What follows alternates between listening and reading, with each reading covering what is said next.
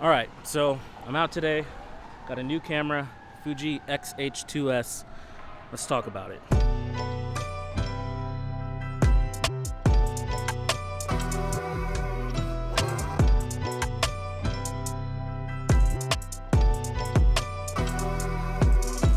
So to give you a little bit of context of what I was using before this camera was the Panasonic Lumix S5 II, and that's a great camera, absolutely amazing, but I feel like that camera specifically is more tailored towards video than it is for photo, even though it is a hybrid camera. Great camera, absolutely love it. All of my New York stuff is going to be shot on that camera. If it's up or if it's not already up, it may come up before or after this video. But I mean, it may still be coming out like during this video, but for the most part, I feel like that camera definitely benefits in terms of just feature sets way more towards video. So if you're new here, if you're new to this channel, I have plenty of videos that are related to Fuji and Fuji cameras. Just check out that playlist before. But in terms of just picking this camera back up, when I first started back with this YouTube channel, I guess, I actually started filming it on the X-T3 and the X-T4. And then kind of stopped once I started picking up Canon cameras, mainly because I just like the video features there a lot more, and Sony definitely benefited me a lot greater in terms of video, which I used heavily after I sold my XT and Canon cameras. So I never blinked an eye at the XH cameras, but for the most part, I really just am enjoying this camera. The first impressions of it is it's going to fare well for a very solid hybrid camera.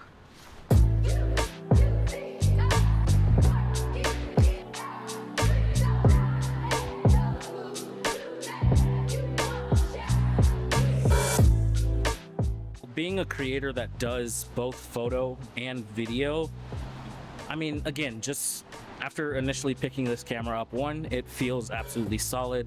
Ergonomically, this thing it feels great, and best of all, it's really just like small. I have the Sigma 18 to 50 millimeter constant f2.8, which is a little bit better than what I was using on the Lumix S5 II, as that was f4 to like 5.6 or something lens, which kind of sucked, you know, in terms of being in more lower lit situations or for, let's say, evening night stuff, just because it's so limited.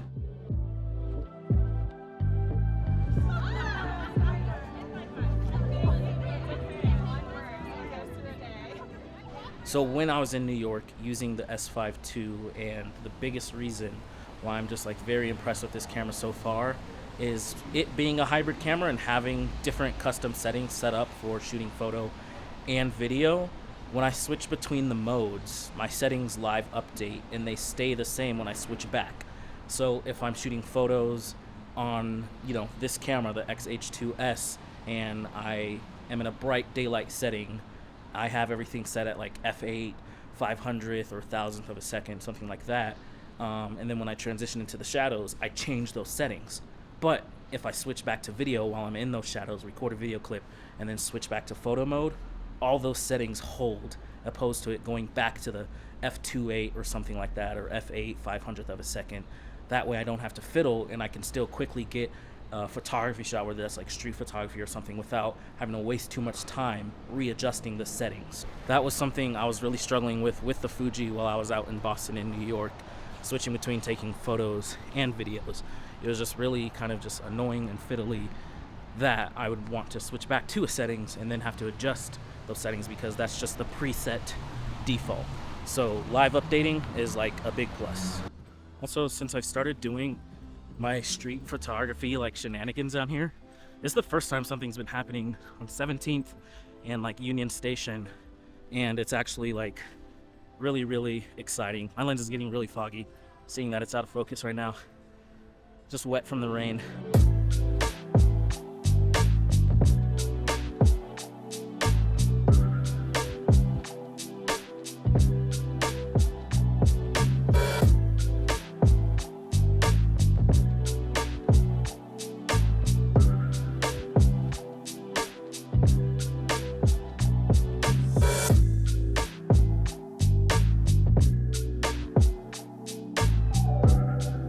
being able to have like different modes out of the 7 custom settings and switch from like this talking head format to like just a B-roll preset that I have, and then to a vertical video preset is super nice, like really nice. And having that vertical video preset basically set to like 1080p and using classic chrome as the profile specifically for that and that only is actually like really nice. And I don't really like vertical video. I mean, it's something we have to deal with in today's age, just like vertical content in general. But so far, dude, it's nice. It's really nice.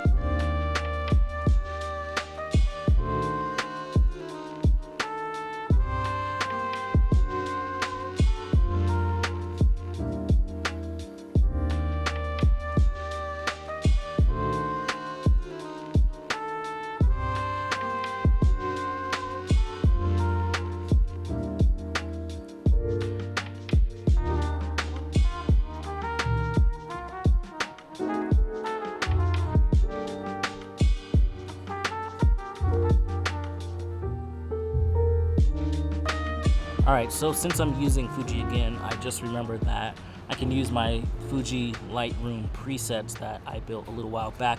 I've talked about them in a few videos, and they're available through purchase through my website, but I took that down and actually moved them over to my Patreon, which is where you can get them for much cheaper.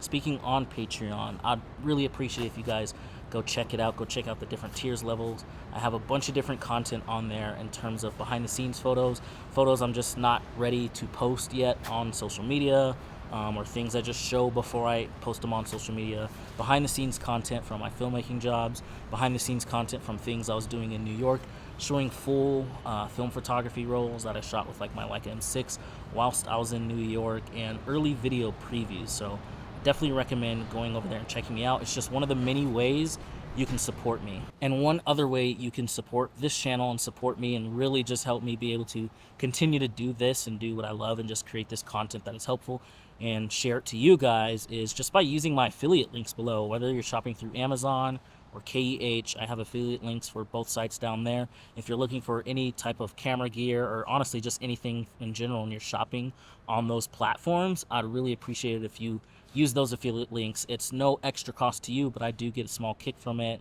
And trust me, when I'm in the depths of just like creating, when I'm in the depths of wanting to travel and like do stuff, those few extra dollars really do help. Thank you guys.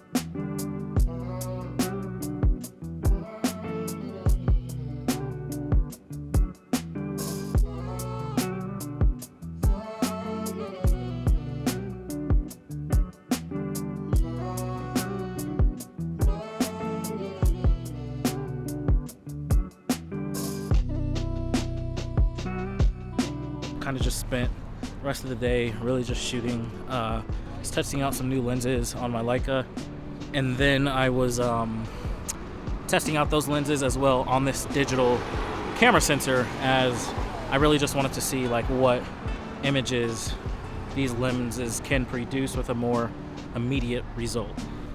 Battery life on the XH2S has actually been pretty good, I guess. I've been out shooting since about like late 12, and it is now 7:25, and I am just about done with the second battery.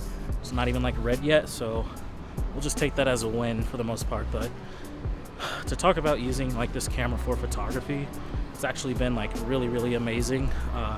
Super solid for the most part. It's really familiar to me, so it's really just getting used to using Fuji for video or photo again. I was having some autofocus issues.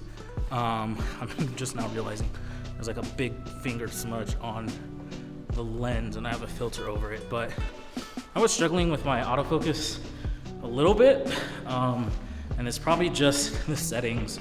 I'm pretty sure just not dialed in to exactly where I need them. Sorry for the echo. I'm just like going back to my car. So if you have recommendations on where to put the autofocus tracking and transition speed on the XH2S, please let me know down in the comments below. So that's probably gonna wrap it up for this video. I mean, we'll see if I add to it. Got a lot going on tomorrow, thankfully with the Nuggets being in the final. So definitely gonna get back out there, see what I can capture again with this camera and the M6. And yeah, definitely gonna bring you guys along for that journey. So stay tuned.